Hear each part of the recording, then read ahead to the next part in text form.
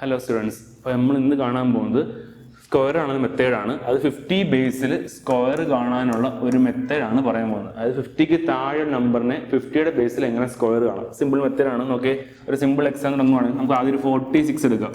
46 square, അതായത് 50ക്ക് താഴെയുള്ള നമ്പറിന്റെ സ്ക്വയർ ആണ് നമ്മൾ പറയുന്നത്. 46ന്റെ സ്ക്വയർ കാണണം. 50 ബേസിൽ എങ്ങനെ ചെയ്ത് വെച്ച് കഴിഞ്ഞാൽ എന്ത് ചെയ്യുക, നമ്മൾ 50 ബേസിൽ ചെയ്യുന്നത് 50യും 46 നമ്മൾ ഡിഫറൻസ് എടുക്കുക. 50യും 46 നമ്മൾ ഡിഫറൻസ് 4 ആണ്. ആ ഡിഫറൻസിന്റെ സ്ക്വയർ 4ന്റെ സ്ക്വയർ എടുക്കുക. 4ന്റെ സ്ക്വയർ 16 ആണ്. ഓക്കെ, അത്രയല്ലോ. പിന്നെ കാര്യം ഓർക്കുക, ഈ ഡിഫറൻസിന്റെ സ്ക്വയർ എന്ന് പറയുന്നത് ഓൾവേസ് 2 ഡിജിറ്റ് നമ്പർ ആയിരിക്കണം. 2 ഡിജിറ്റ് ആണ് 16, 2 ഡിജിറ്റ് ആണ്. അപ്പോൾ 16 കൊടുക്കുന്നു. ഇനി അടുത്ത സ്റ്റെപ്പ് എന്നുള്ളത് ഇപ്പോൾ ഡിഫറൻസ് 4 അല്ലേ, ആ 4 25 നിന്ന് മൈനസ് ചെയ്യുക. 25 മൈനസ് 4, 25 മൈനസ് 4 21 അല്ലേ, 21. അപ്പോൾ ഇതായിരിക്കും 46ന്റെ സ്ക്വയർ. അപ്പോൾ ഇങ്ങനെയാണ് 50ക്ക് താഴെ നമ്പറിന്റെ സ്ക്വയർ ആണ്. ഒരു എക്സാം കൂടെ, ഓക്കെ, വേറെ എക്സാം, ഒരു 37ന്റെ സ്ക്വയർ കാണും. അപ്പോൾ ഇതേ സ്റ്റെപ്പ് അപ്ലൈ ചെയ്താൽ മതി. എന്താ 37ന്റെ സ്ക്വയർ ആണ്, നമ്മൾ 50 ബേസിലാണ് ചെയ്യുന്നത്. 50യും 37 നമ്മൾ ഡിഫറൻസ് എടുക്കുന്നു. അത് 13 കിട്ടും അല്ലേ. എത്ര 13ന്റെ സ്ക്വയർ, ഡിഫറൻസ് 13 അല്ലേ.